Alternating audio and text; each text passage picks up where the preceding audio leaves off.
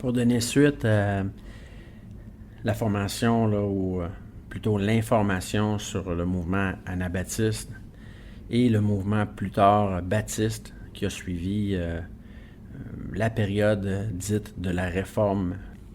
Nous allons voir quelles étaient les premières communautés anabaptistes dites modernes. Le 21 janvier 1525, Conrad Grebel, le cofondateur des Brethren de Suisse, ou les Frères suisses, réunit un groupe d'anabaptistes à la maison de Félix Mans, en Suisse, malgré l'interdiction des autorités civiles. Il exerce le premier baptême du croyant du mouvement. Cette date est généralement considérée comme celle de la fondation moderne de l'anabaptisme liée au monde politique et religieux. La confession doctrinale de Schlenstem, encore un nom compliqué à énoncer, qui s'écrit S-C-H-L-E-I-T-H-E-I-M, est publié en 1525 par le groupe que représente, on peut dire, Conrad Grebel, ou par les frères suisses. Il y avait dans ce groupe Michel Sadler, toujours à la même ville, de la même confession, le Schlenstem. Donc, Michael Sadler était un moine qui avait quitté l'Église catholique dite romaine au cours de la Réforme protestante. Selon la confession qu'ils avaient émise, il y avait 7 traits de théologie qui illustraient l'anabaptisme. Premièrement, dans cette confession, on disait, dans le premier point, que le baptême était réservé aux croyants, adolescents ou adultes, pour le baptême du croyant, c'est-à-dire aux croyants sûrs de leur rédemption et qui veulent vivre dans la fidélité au message du Christ. Donc c'est clair, il y a une volonté d'être baptisé parce qu'on émet une foi personnelle. Le deuxième point de cette confession-là était symbolique et visait la Seine ou la Sainte Seine. Le repas du Seigneur, là, qu'on garde fidèlement dans nos enseignements selon ce que Christ nous a prescrit. C'était une cérémonie du souvenir faite avec du pain, parfois du pain sans levain, parfois non. La scène était également avec du vin, parfois alcoolisé, parfois non. Mais on disait qu'il n'y avait pas de consubstantiation ou doctrine selon Luther par laquelle, lors de la scène, le pain et le vin conservaient leur substance propre, donc ils demeuraient du pain, mais avec lesquels coexistaient aussi les substances du corps et du sang de Christ. Donc, on disait que c'était, selon ce que Luther enseignait, réellement du pain et du vin physique, mais auquel coexistait aussi en même temps Jésus-Christ dans son sang et dans son corps. Donc, ce que Luther professait était une grande hérésie. C'est ce à quoi se sont opposés les anabaptistes. On disait aussi que dans la scène, toujours selon les anabaptistes, il n'y avait pas de transsubstantiation. Donc, on a parlé il y a quelques instants de consubstantiation, donc le pain, le vin avec les éléments de Christ, le corps et le physique et le sang physique de Christ. Et la transsubstantiation, en fait, c'était comme un phénomène surnaturel qui signifiait littéralement la conversion d'une substance en une autre. Donc, on disait que le pain et le vin devenaient littéralement le corps et le sang de Christ, qui est aussi une grande aberration. C'est aussi la doctrine qui est généralement professée là, chez les catholiques dits romains et chez les orthodoxes lors de l'Eucharistie par l'intermédiaire du Saint-Esprit. Donc, c'est une doctrine qui va vraiment trop loin. La doctrine biblique est plus sur le fait que le pain et le vin sont une commémoration du sacrifice de Christ. Et en même temps, l'union de l'Église au corps de Christ. Le troisième point qui était visé par les anabaptistes sous Conrad Grebel visait ceci. On disait que le pasteur ou l'ancien, le terme pasteur en fait est vraiment un terme populaire à notre époque, mais disons, selon les Écritures, un terme très très rare, sans nécessairement appliquer à un dirigeant. L'ancien, en fait, doit être un serviteur de tous, humble, désintéressé. Et c'est malheureusement pas ce qu'on retrouve aujourd'hui et toujours avec certains qui se qualifient de pasteurs par des votes accordés trop souvent par des hommes immatures. Donc le point 3 des anabaptistes au niveau du pasteur, c'est qu'il est élu librement par la communauté et n'est pas investi du sacerdoce. Donc ça veut dire, Jésus a dit que les croyants étaient une nation de prêtres, mais eux ne reconnaissent pas le pasteur comme étant quelqu'un qui prend autorité sur les autres. S'il a autorité, c'est en tant que croyant qui énonce les vérités, mais pas en tant qu'un homme qui dirige ou qui dicte.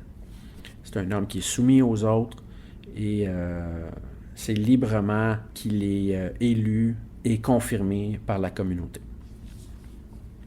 Le point 4 de la confession disait que sont exclus de la scène tous les infidèles tombés dans l'erreur ou dans le péché.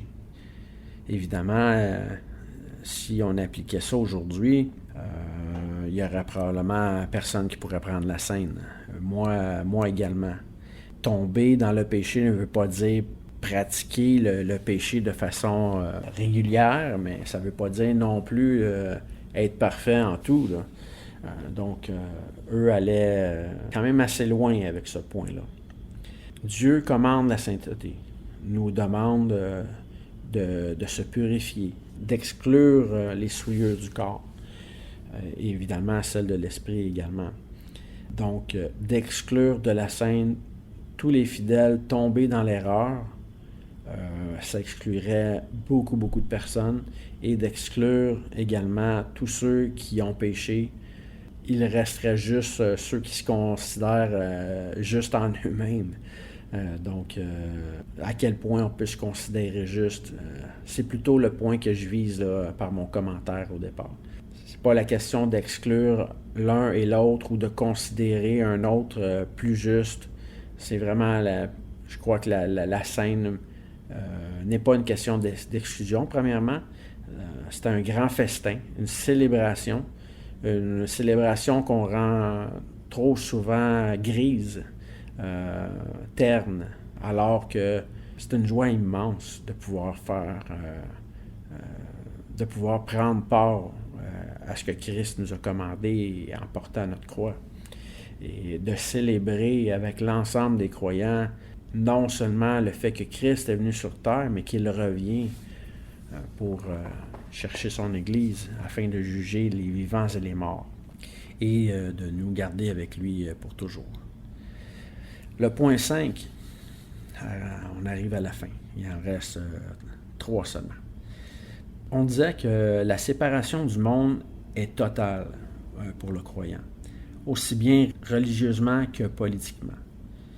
Il s'agit de se séparer de toutes les institutions qui ne sont pas dans l'Évangile. C'est encore une fois un point très intégriste, très idéaliste. Si un roi aujourd'hui était nommé et qu'il était chrétien, comment pensez-vous que ce roi-là serait appelé à diriger? Selon les principes de l'Évangile ou selon les principes de ce monde? Certainement selon les principes de l'Évangile. Donc la séparation totale du monde aussi bien religieusement que politiquement, n'est pas fondée. C'est très noble d'avoir une idéologie en disant qu'on doit se séparer et on doit être intègre. Il n'y a aucun problème avec ça. Sauf que le chrétien a quand même le droit d'être policier, d'être maire, d'être, pourquoi pas, premier ministre ou roi. Ça ne diminue pas la qualité ou le mandat que Dieu lui donne. Romains 13 nous dit qu'on doit être soumis aux autorités, non pas aveuglément, comme l'ont été beaucoup d'Allemands sous la dictature du Reich là, avec Hitler, mais soumis dans la notion que les autorités ne nous demandent pas de pécher et nous demandent de faire le bien. Donc, je crois que ce point-là est encore un petit peu idéaliste, peut-être aller un peu trop loin.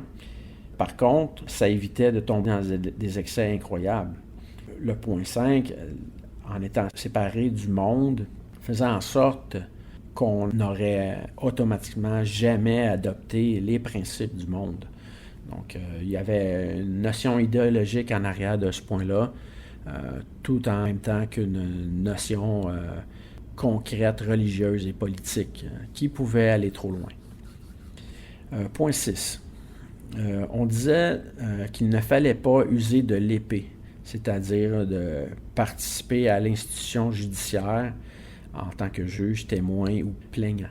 Donc, ça revient un petit peu au même point que le point 5. Par contre, quand on parlait de plaignant, ça veut dire qu'on ne cherchait même pas à faire justice à nos propres droits. Donc, eux, pour être passifs, laissaient toute revendication de côté. N'y portaient même pas attention. Le point 7. Juste revenir à ce qu'on vient de mentionner. 1 Corinthiens 6 parle du sujet. Nous dit que, premièrement, de ne pas poursuivre des frères. Dans le contexte de l'Église naissante, ceci avait tout à fait son point valable auprès des autorités non religieuses. Par contre, le passage dit que la question ou les conflits doivent être traités dans l'Église. Donc, on n'est pas en train de dire qu'on ne peut pas être un plaignant, qu'on ne peut pas revendiquer une cause. Le passage fait juste mentionner, dans 1 Corinthiens 6, qu'on ne fait pas valoir nos droits devant les tribunaux à l'époque parce qu'automatiquement, on discrédite l'Évangile, on discrédite la doctrine qui naît et on est en situation de conflit entre frères devant un juge qui, lui, n'est pas, tout simplement pas chrétien. Donc, c'est légitime, c'est correct de vouloir régler un différend de façon spirituelle, en soumettant notre cause, dans un cas où on ne veut pas intervenir, où on ne peut pas intervenir de façon efficace personnellement, en le soumettant à quelqu'un neutre, capable de bien juger de la chose. Le point 7 disait de ne pas prêter serment. Encore là, ça revient à dire que ton oui soit oui, que ton non soit non. Tu ne jugeras pas ni par le ciel, ni par la terre, ni par tout ce qui s'y trouve. C'était un peu le principe qu'on retrouvait dans l'Ancien Testament. Ce point-là est totalement valable. C'est celui qu'applique encore aujourd'hui la majorité des chrétiens. Quand on se retrouve en cours et qu'on nous demande de jurer, de dire juste la vérité, toute la vérité, rien que la vérité, souvent on nous dit « dites je le jure » ou « je l'affirme ». Cette notion-là a été retirée au sein de nombreux palais de justice, étant jugée discriminatoire.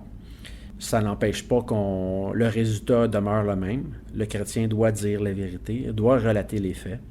Il est possible que le chrétien puisse se tromper aussi si, par exemple, on demandait de relater une suite d'événements concordants l'un après l'autre et que ces éléments-là sont éloignés dans le temps. Il est possible qu'on échappe certains éléments, mais on ne dénature pas l'ensemble des faits pour en tirer avantage. Donc, eux allaient jusqu'à dire que les anabaptistes ne devait pas prêter serment. Et je valide ce point comme étant un point biblique également. Que notre oui soit oui, que notre non soit non.